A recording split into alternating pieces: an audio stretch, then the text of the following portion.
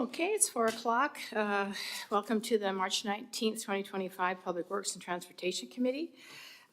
We have a motion on the, do we have a motion? Do we have a motion for the minutes of the last meeting held on February 19th? And second, all those in favor? Perfect. So the next committee meeting will be April 23rd here in the Anderson Room at 4 o'clock. Are there any additions or deletions to the agenda? The Councillor Heed, I believe you had. There we go. You are on.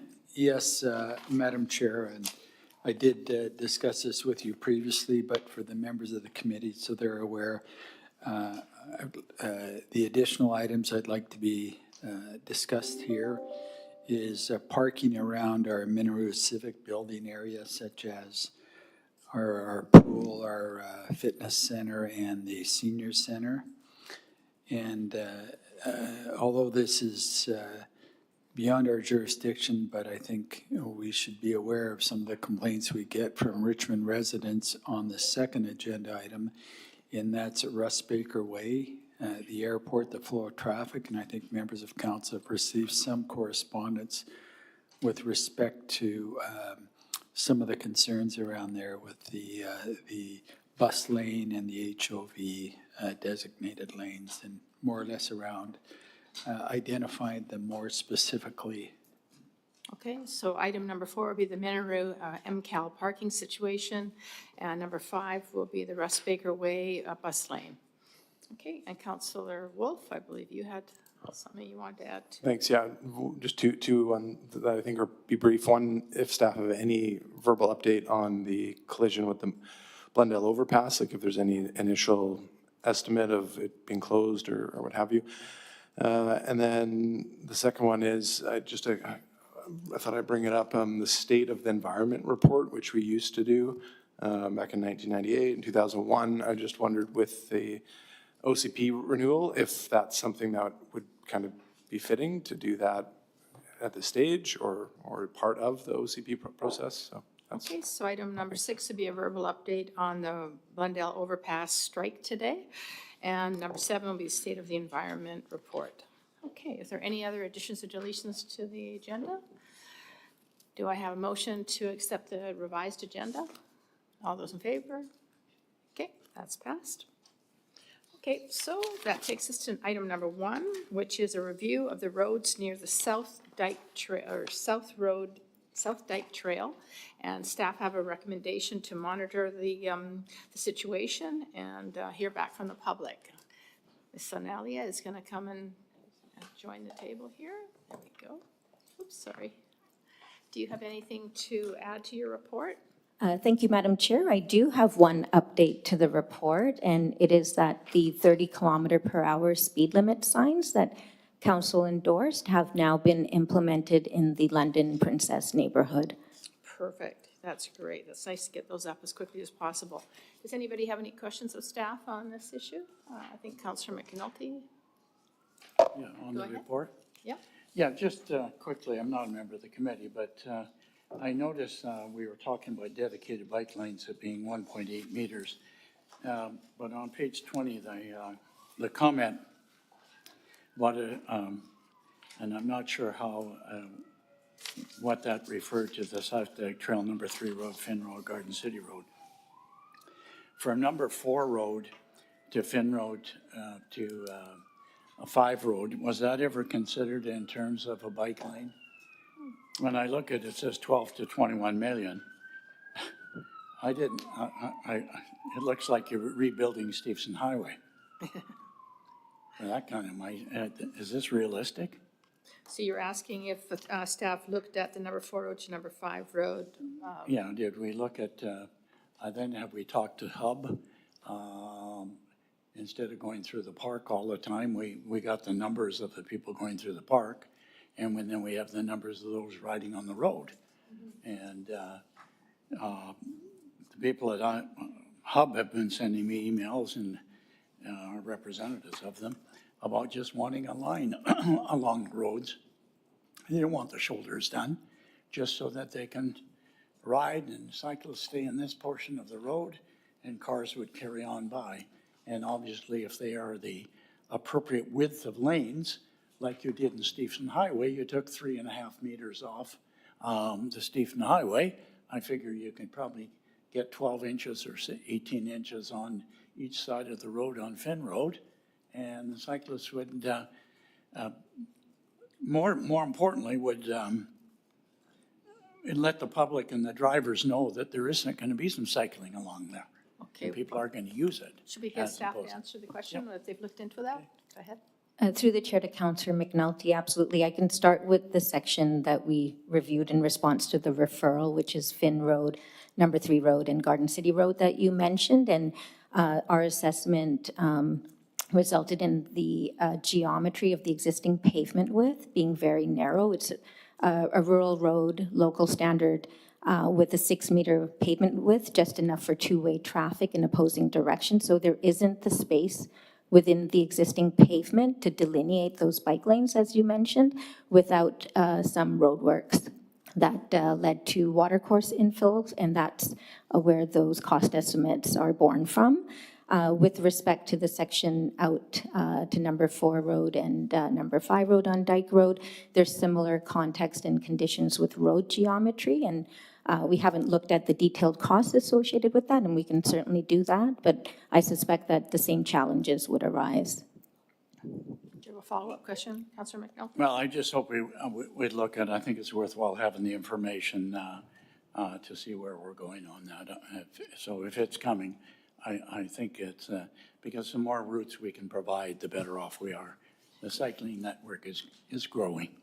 Thank you. Councillor, Yeah, thank you. So you give us the update that the 50 down to 30 kilometers signs are in, and then is it still in Q2 that the traffic calming speed humps will be put into place on Dyke Road? Through the chair to Councillor Wolf, yes, we're working towards as soon as possible, weather permitting, but definitely by Q2, we'll have those installed. Right. And then in the report, it mentions that doesn't recommend changing any other speed limits kind of until we see what the effect is on those speed humps on the traffic. Through the chair, with respect to the speed hump, certainly as part of any change in traffic road operations, we will continue to monitor as staff are recommending to see what the change in speeds are in that location as a result of those interventions and seek feedback from the community. But overall, our assessment of all the roads within the study area determined that based on the operational collision and speed studies that there isn't any changes in terms of operations required on these roadways, and we'll monitor the entire area over time and bring back any updates to council if changes occur. Okay, thanks. Yes, I'm just trying to clarify some things here with respect to speed. So when we're talking about Dyke Road from Number 2 Road to Number 5 Road, where do we have the 30-kilometer signs, and what area does that speed come into effect? Through the chair, the new 30-kilometer signs are in this Princess neighborhood, London Road, Princess Street, and Princess Lane. That was approved by council last month. There is a section of 30 kilometers per hour on Finn Road that's outside of this study area. The rest of the roads within the study area are 50 kilometers per hour right now. And based on your expertise, you don't see the justification to lower it even to 40K? Because I've received some feedback with respect to the people that frequent those roads. And we know cars take this as a shortcut trying to avoid some of the congestion and often speed in that area. But what are you proposing, that we monitor from 2 Road to 5 Road, or just where we put the 30-kilometer speed in effect? Through the chair to Councillor Heed, staff will monitor the roadways in the entire study area, including where the new speed calming devices have been implemented, but we will also work on observing and collecting feedback and monitoring the other sections like we do with our road system on an ongoing basis. Have we solicited any feedback at this point? with respect to 2 Road to 5 Road along Dyke Road? Through the chair, we worked with the residents on the section of Dyke Road further west. The typical process for speed management on local roads is community and data-driven. At this point, our assessment indicates that the collision and the speed data don't warrant any changes, but we can take direction from council if there's other suggestions. Well, certainly based on the feedback from people that enjoy that particular area, they're thinking very positively that we're going to be reducing the speed as indicated. So now it looks like we're just going to do it within a specific area. And I recall Councillor Galander's bringing up a discussion point of reducing the other area to down to 40K, at least to try and do this. So I have it clear, staff is not recommending anything of that nature. Staff is just recommending, based on what the decision was, for 30K in the identified area and nothing else outside of the other, the identified area, and just keep it as 50K and monitor. Is that correct? Through the chair to Councillor Heed, yes, based on our technical assessment, that is our recommendation. In addition to the speed humps. So, That's what's- correct, Madam Chair. yeah. The speed humps will be located where then? Just within the 30K? Through the chair to Councillor Heath, the speed humps are located along Dyke Road from London Road to about the point where London Heritage Farm is. So it's just where we have the 30K? No, 30K is in the middle part of that neighborhood. It's your neighborhood now, so, but on Dyke Road, Dyke Road specific is what I'm looking for. Through the chair, that was not endorsed by council. We had brought that forward before, and the recommendations were endorsed for the 30 kilometers per hour in the Princess neighborhood, not extending onto Dyke Road. Yeah, I don't argue that. I just thought we had something to look at outside of that area. We did. Two. Mr. B, you want to Yeah, help us out here? if I could, Madam Chair, and maybe I can help here a little bit, is that we did put forward a recommendation to reduce that area to 30K. It was referred back to Public Works. We received no further direction. We're happy to entertain whatever council would like us to change the speed limit to. But certainly we feel that we haven't received direction to do so, and we did receive some public feedback in the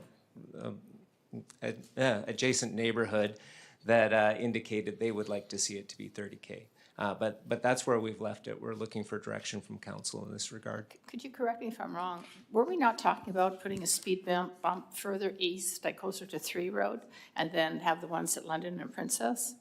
Madam Chair, what I recall is that we had the ones that we've got approved that were, those were the only ones that were in the proposal, and I don't recall talking about one by number 3 Road, but if council would like to see something like that, we can certainly do it. Okay. Good, So- and So I guess my point, just my last point is, I think we left this up in the air for the rest of it. I don't think we came to a solid answer as to what we were going to do. I think you're correct, yeah. Mayor Brody? Yeah, that's certainly my understanding of it. We did not, it was resolved that the speed humps would be put in, there'd be 3 of them, basically in the residential neighborhood as you are on Dyke Road going west to east.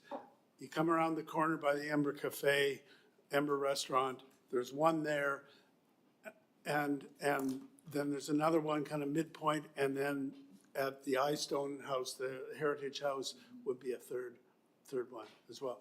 So I'm certainly of the viewpoint that something needs to be done, and I think it's a cautious approach to take a look at it to see what the effects of those speed humps are, and maybe that will solve the problem.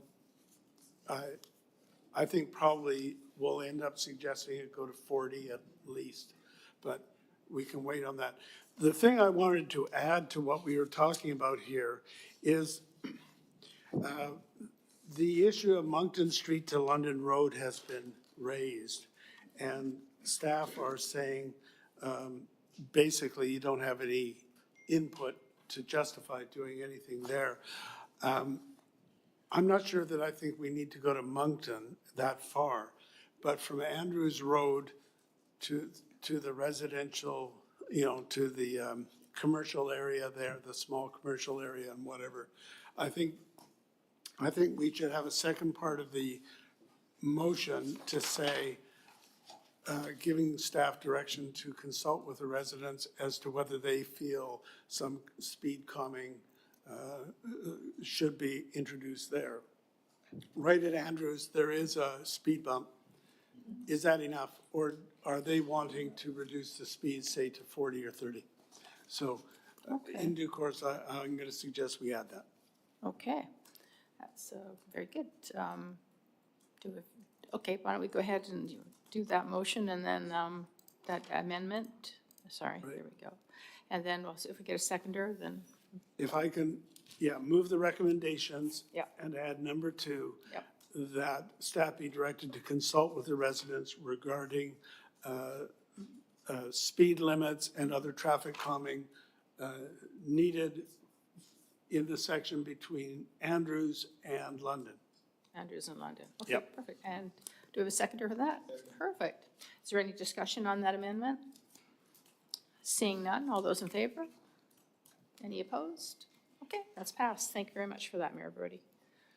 Okay. Now, did we vote on the motion with the amendment? I don't think we did. We just voted on the amendment. So now okay, so it's all good. Okay, good, good. Thank you for the help. Okay, number 2 is a recommendation to award a contract to supply and install conduits and water service pipes using trenchless technology and other related civil works. And it's about a $7.6 million project, and with a further in item 2 of $13 million. Do we have any, Madam Chair, Bill Joel, representing Transportation. hello, Mr. Joel, thank you. Do you have anything to add to the report? I have nothing to add, but open to questions. Okay. Do we have any? Great, thank you. A seconder? Are there any questions of staff? Okay, all those in favor? Thank you very much. That's passed. Okay, we'll just skip manager's report and go to item number 4, which was the Minoru parking situation at MCAL. I think we've all heard loud and clear that it's difficult to get a spot over there. Councillor Heed, would you like to start us off, given that this was your addition? Yes, and before I make any motion, I'm just going to have a little bit of a background on this. As we all know, that parking around all of our civic complexes around Minoru is very challenging. We're over capacity of the people that want to utilize not only the senior center, but certainly the pool and the fitness center, the track, the arena, the cultural center, library, all of that. And it's been very, very difficult. For example, for the seniors, although we have 50 spaces reserved for them along the Granville Street area between, I believe it's 9 to 5, people are, and they have to put up their little decal. People are utilizing those spaces, and as a result, for example, seniors are unable to find parking and would just leave. So there's one area there, I think, given some discussions we've had with the Minoru Senior Center Committee, that we would look at moving those 50 spaces to more of a defined geographic area, which would be on the west side of the center, where we have the car EV charging ports and all of that. I believe there's about 50 spaces there, and then opening up the ones for general parking around the 50 spaces on Granville, which people are utilizing as general parking right now. And the other thought was possibly looking at where the old Centennial Pool was, where we've just grassed over on a temporary basis, gravel over there and create capacity for cars to park there. I believe there'd be about 40, 45 spaces, and I'm going to look for staff's expertise on that to do that. There has been some discussion in the past about a parkade or something like that, I don't think we have to go that far at this particular time, but just trying to find some interim measures to increase the capacity of vehicles for people that are utilizing these facilities around Minaroo. So I'm not at the point where I'd make a motion. I may after the discussion here. I just think it's let's worthwhile set to have staff it. at- We've all heard the complaints. Yeah, we have. Mr. Reed, would you like to comment on that? Yeah, I can, Madam Chair. Like, I'm not directly involved with the pool and the management of the facility, but, you know, certainly I am aware of some of the parking issues, and we can take direction from the committee back to others in our staff organization to address those as the committee requires. Okay, I think Mayor Brody's got something to add to that. Well, I think, yes, I think we've all, as has been stated, we've all heard the complaints and they are real. My suggestion would be we'd have a referral to staff to analyze the situation and tell us about options. I want to say right now, there's this tendency that we see a piece of grass, we want to gravel over it and make it into parking or something like that. I think that we need to probably better utilize that grass area as an active space of some sort, just put picnic benches there or something. But I think that we have so little park space left that we have to preserve what we have. So I just want to put my oar in the water on that one. But to me, to have a referral to tell us all about it would get the matter going. Okay, staff, did you have anything to add to that, or actually, let me just go to Councillor McNulty first. No, I would also support that. We've had the problem for quite some time that people didn't want to. I hope we could also look at PP, paid parking, that on it and pass parking, and emphasize that.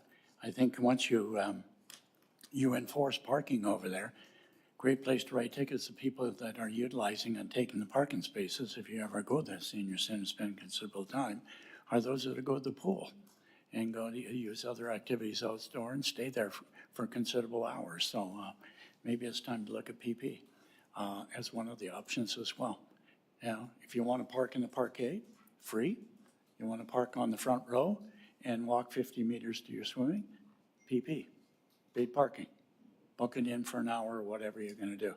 And, you know, I think that's the hardest times. And you ask the seniors, you know, Councillor Heat is a liaison to one of the seniors group, you're a liaison to the other. Yeah. That's basically what's observed there. And Sunday was, and Saturday were jokes there. We had a football tournament there. We had arts there. We had swimming. We had everything under the sun that was going on, plus all the other groups. There must have been 4,000 or 5,000 people over there, and no parking. And, you know, I just have that thrown in as an option. But not penalizing the seniors, as long as they get the decal or the pass. Yeah. I go there quite often and walking along, and most cars don't have a decal. Okay, So- and that's all I'm saying. Thank you very much, Councillor McNulty. I've also had a number of people ask me about parking, and it really breaks my heart when I hear a senior went to the MCALs and to the Seniors Center to attend an event. They couldn't find parking, so they left, and they didn't come back. So that's definitely not great. I'm intrigued by this idea that Councillor Heed has, that we would move the seniors away from Granville and make it a much shorter walk and put them, group them together on the west side of the MCAL building. Does anybody in staff have anything to add to that, or any comments or thoughts? Mr. B? Yeah. No, I have nothing to add to that. But one thing that did come to my mind in this discussion was that as my staff actually looked at the parking for City Hall as we brought folks up from the works yard and see what our capacities were. And one of our observations was that there are a number of unused stalls. I think it was on average about 20 or 25 unused stalls that are in front of where the old pool was, adjacent to Granville. So, you know, I know that doesn't help the seniors that may not want to walk that far, but certainly we see that space is underutilized even when the rest of the parking lot's full. So I can offer that at this point in time. So if I understand correctly, the referral is to send this issue to staff and have them report back and possible options for making better use of the parking at MCAL and the senior center. Do I have that right? Yes. Okay, Councillor Wolf? Thank you, Chair. Just a couple observations and a question. Just going past there today, I actually noticed a whole bunch of new trees were planted in the old pool site. I'm assuming that's a place where cash in lieu developers, where trees don't get put back where they were, they get placed in other locations, and I think this is one of those locations. Other thing I wanted to mention was I was at the Oval meeting recently, and I learned that when the Oval has large events, they get all their staff to not park underneath. They park over at the WorkSafe site, at the unused parking lot there. And I just wonder, I don't know if staff know, where do construction workers park for the Richmond Center development? Are they able to fit all of the workers parking on their site, or do they potentially overflow into the Minaroo area? And then also, do we direct our staff who work at MCAL to park elsewhere? Through the chair to Councillor Wolf. Through our process around the City Hall parking, we did observe that there was some parking from the construction site in some of our parking areas. We have since enforced that, and it no longer happens, so that's no longer an issue. Sorry, I've forgotten what the second part of your question was. Staff. Oh, yeah, I can't speak to that at this point in time, but we can certainly find So out. Mr. Gross may be able to, yeah. All right, thank you so much.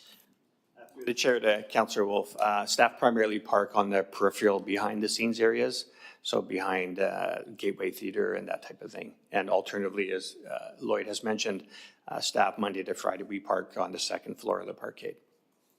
Perfect, good to know. I think, anything else? Okay, Councillor Landers? Thanks. Regarding just areas to look at in the referral too, could we get an update on what is happening behind the Minaroo Arena? Because that used to be, behind Minaroo Arena was a sort of a unregulated kind of lot that lots of coaches and people would park for hockey and stuff like that. But I think it might just be a city parking only lot. I'm not exactly sure, but now it's been barricaded off and it's under construction or something like that, so it's not accessible. So, and then the other one would be the street parking in front of where the pool used to be, because that used to be drop-off only for the pool, but the pool's not there anymore, and you still can't park along there. So I think that's about 6 parking spots that we could get. But maybe those are accessible parking spots, I can't remember.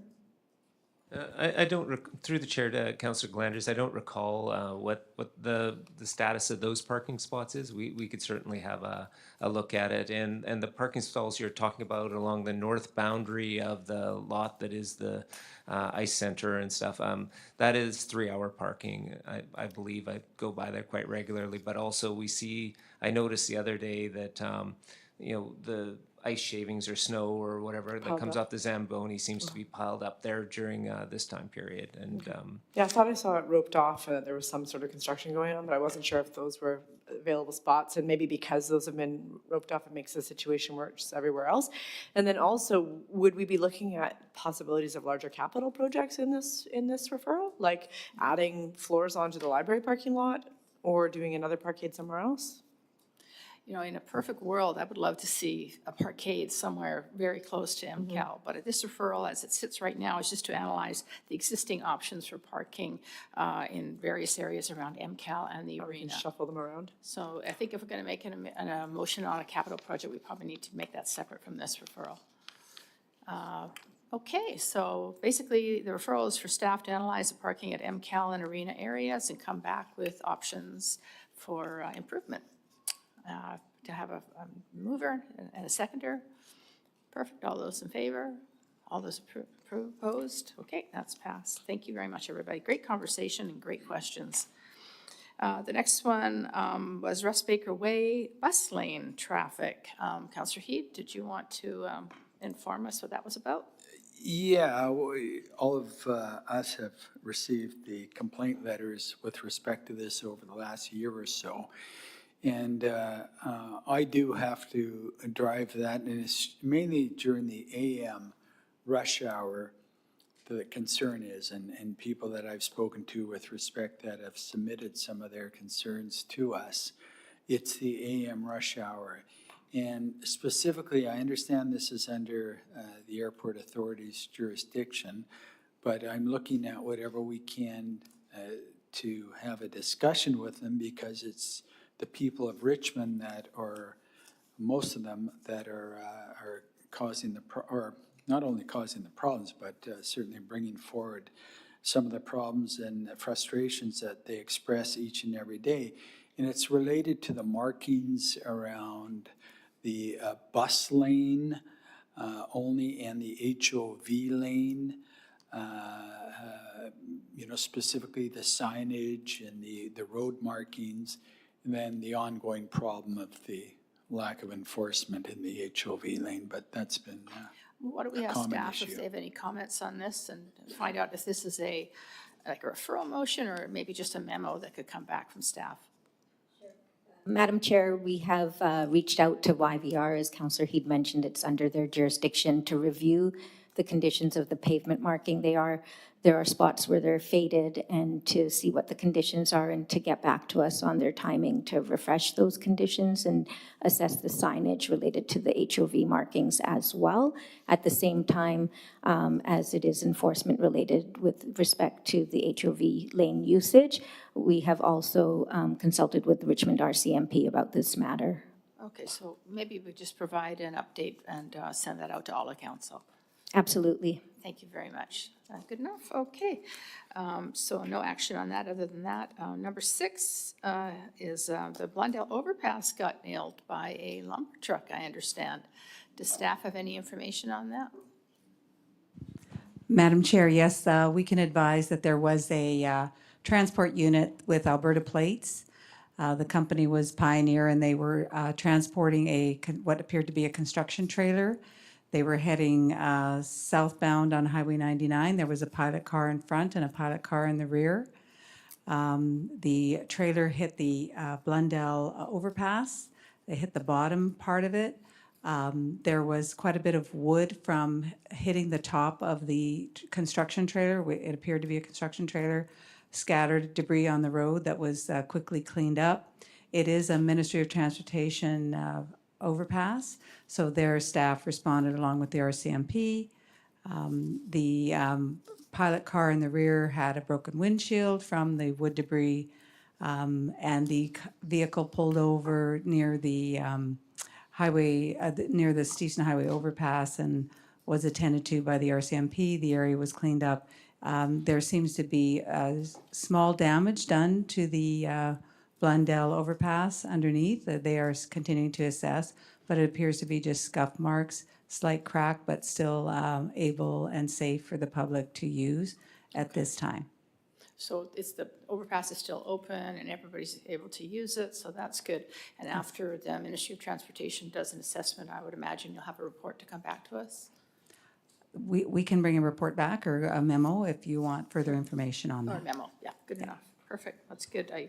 I hope they do what they said they were going to do, is they're grounding the entire fleet of a company that does this again and again and again. It seems impossible that you have 2 pilot cars and you still manage to hit the overpass. It just boggles the mind. Okay, sorry, Councillor Wolf, you had a follow-up question? Yeah, so I'm just curious, is the Blundell overpass the lowest one? Or if it would have gone through there, would have it got like damaged the tunnel and got like stuck in the tunnel? Or was this like a good situation that it got hit here? Through the chair to Councillor Wolf, the vehicle was stopped at along the Highway 99, along the west side of the road near Steeson Highway. So it didn't make it through the tunnel to the best of our knowledge. That's additional information that we'll have to get to be able to advise kind of the outcome of that particular unit. But it probably is true that it was good that it hit here as opposed to elsewhere. Unbelievable. Mayor Brody, it's something to ask on this one? I just want to comment on it. What someone told me, someone who seemed to know what they were talking about, is the reason for a lot of these vehicles hitting the overpasses is because on those kinds of trucks, people go to Alberta where the licensing requirements are less than they are here in BC. And so they're not really very well qualified to drive here in BC with different road conditions. Armed with that, I don't know what we can do about it, but I think that's part of the puzzle. Thank you very much for that intel. Well, let's see what the ministry comes up with. It's got to be frustrating. Okay, item number 7 was State of the Environment Report. Councillor Wolf, you were asking if it was part of the OCP review?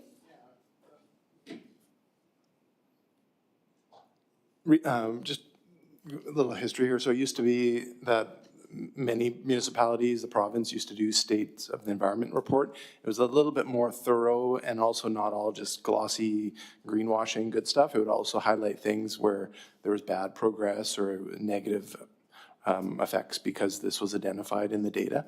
And then I think the city went towards more of doing like sustainability progress reports, which are that kind of glossy, nice, shiny documents only highlighting the good stuff. And I'm just curious, because I've never been through an OCP process before, but I would feel that the decisions made at the OCP would be better informed if we had a state of environment style report and that kind of data in place. So I'm, I guess, asking, when the city did drop this in 2001, this style, do we keep up with that kind of data? Is it hidden somewhere else? Is it built into the OCP process? Or is this something that we could still recommend we do in time to have a more thorough OCP when it comes? Do we have anyone on staff that has anything to comment about the difference between the State of the Environment Report and sustainability reports that we currently do? Madam Chair, I can add a little bit here through the chair to Councillor Wolf. Yeah, certainly the State of the Environment Report has changed over the years, last one being about 2005. And the State of the Sustainable Progress Report is a different format starting in 2014, but the information provided is tracked. There isn't currently a plan to align a Sustainability Progress Report with the OCP, but staff can look for opportunities in forthcoming reports to establish some sort of reporting. I'll also note that some other reporting along with other strategies do happen concurrently as well, invasive species, ENMS, integrated rainwater management, and those types of things that do, while highlighting the positive things, do make notifications of opportunities and challenges in that reframe of that. So yes, we do have that data. We do monitor those things. We tend to highlight some of the good qualities, but we do also try to note some of the challenges and opportunities looking ahead with those types of initiatives. I think it's just one follow-up then. I think if data is still being tracked, then I find it hard to believe we didn't have staff recommend we have the Blackberry enhanced removal in the budget. It was something that staff didn't seem to have evidence that this is needed because the environment is under threat because of these species. And just going around this winter when all the leaves are off the trees, you can really see what ivy is doing around the city too. And it's just remarkable that there's no city progress on reducing those.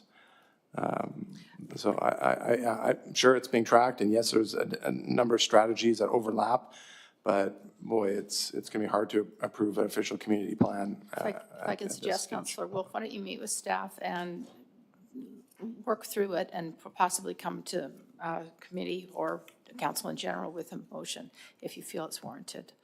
Is that okay? Add to GP, yes, thank you. Okay, that's all the agenda items. That takes us to managers' reports.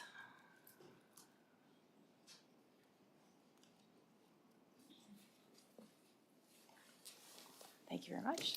Hello, Madam Chair. I'll be providing an update on the Metro Vancouver's Gilbert Road sewer construction. So construction on the south section of Gilbert Road, this is from Stevenson Highway going south. This is nearly completed. There's just some minor tasks, including some deficiency work, a bit of cleanup, and some final paving remaining. The south section will be completed in spring of 2025. The other remaining section is the section between Stevenson Highway and Blundell Road. This There's current works going on there for some mainline work, and that's happening right now between Francis and Blundell. There are some upcoming activities that Metro Vancouver is doing at this Francis and Gilbert intersection, and this work will occur in multiple stages, and it will start with some of the relocation of the existing utilities that need to be done prior to the new sewer being installed. This current intersection work will begin at the end of March and should last approximately 2 months. In general, there'll be some single lane traffic in each direction, but during construction hours, there'll be some single lane alternating, and there will be some turning restrictions for both left turns and right turns. Metro Vancouver has mailed out some newsletters to the surrounding residents in the area, updating them of the construction. That'll also be updated on their website, and accordingly, the city will update our website to match. In general, there's still lots of work to do on this entire section from Stevenson to Blundell, and the anticipated construction completion will be winter of 2026. Okay, I know the people who live in that area are pretty frustrated. Is there a significant reason why it's taken so long for Metro Vancouver to complete this job? To the chair, this is a difficult work. It's a large pipe. There's a number of existing utilities that are trying to work around, as including, Fortis and electrical as well. Councillor McNulty, you have a question? Yeah, thanks very much for the update. I cross it every day to drive it. I didn't hear you say anything about Metro Vancouver paying for the repaving of said areas where they were working on them, because that whole area and the whole road's going to have to be repaved. And previously, before they came and obviously dealt with this, that road was well paved, and thank you very much, City Works crew. You did a great job. But the bumps and the intersection at least Williams and the area, Gilbert, so are they going to pay for that? Through the chair, to Councillor McNulty, yes, there's still some ongoing work. So some of the paving that the current condition is just the base paving. There's still some final paving to be done, and our expectation is Metro Vancouver will be paying for all the restoration works in this area. I would hope that it's not going to be what we call patch paving. I hope they're going to pay. We're going to actually repave a whole area, and that's something we should bring up at Metro Vancouver to find out. Well, Because let's ask. otherwise, our taxpayers, it's only one taxpayer, are going to end up paying for the paving. So Mayor Brody, you may have something to add to that? Yeah, I was going to say that we should speak to one of the directors at Metro Vancouver. My question is there any section of Gilbert Road where the residents can't get to their residence? Through the chair to the mayor, yes, currently all residents will have access. Depending on construction, where the main line is, they may only have access from one direction because they can't cross the center line. But they can get there one way or the other. That is It's being correct. accommodated. That's Okay, correct. thank you. Good. I think we'll all be happy when that's finished. Thank you. Anything else? Okay, are there any other managers' reports? One more? Oh, so sorry, I missed you there, Councillor Heed. Go ahead. I think this matter has been dealt with. We did receive a complaint regarding the noise on the work that was being done up near Buswell over the weekend, and I guess someone had not issued notices to the surrounding area. Are you aware of that, Mr. Sporlin? Through the chair to Councillor Heed, yes, there was some work that was happening, Jason, here at the Ma Bing site. Mr. Chan? Yes, through the chair. Yeah, the sanitary work being done at the Ma Bing site and the way that our sanitary system is interconnected, any of the upstream sewage need to be pumped out at the Richmond Center and Buswell pump stations. With the noise variance approval, the contractor was required to provide advance notification to affected residents. Unfortunately, in this case, the residents around the pump stations were not notified. So the contractor has acknowledged that that was their oversight, and they will be reaching out to the adjacent stratas to explain the oversight.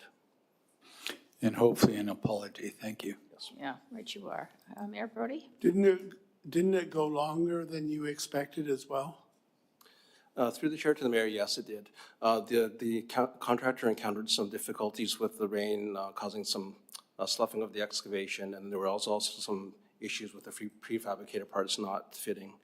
So this is one of the reasons we do it at night, to give us a bit of a buffer so that the pump trucks can keep up with the lower flows. If the delays had gone on for a few hours longer, there may have been some sewer overflows occurring. Yeah, I remember getting that letter and thinking, ooh, that can't be fun. But okay, thanks for dealing with it and thanks for the update. All right, I think there's another update coming. Thank you so much. Madam Chair, I wanted to provide an update to committee regarding the request that the city received for a commemorative Veterans Crosswalk Yes. near the Cenotaph on Number 3 Road.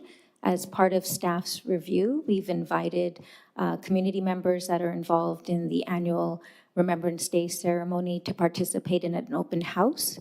The open house will be held here at City Hall on April 1st in the evening, and it will provide an opportunity to seek feedback on potential design options for the crosswalk, and then staff will bring forward our recommendations this June for council consideration, which will allow ample time for implementation before this year's Remembrance Day. Fabulous. And which stakeholders, just the writer of the letter or other stakeholders as well? Through the chair, there's about 25 different stakeholders. A lot of them are participants already in the development of the annual Remembrance Day ceremony. So we're sent it out to all of them as well. Oh, that's great. I'm excited to see what you come back with. Thank you. Sure, thank you. All right. Are there any other managers' reports? All right, seeing none, thank you very much. Thank you, and we're adjourned. Now we've got a closed meeting after this. All those in favor?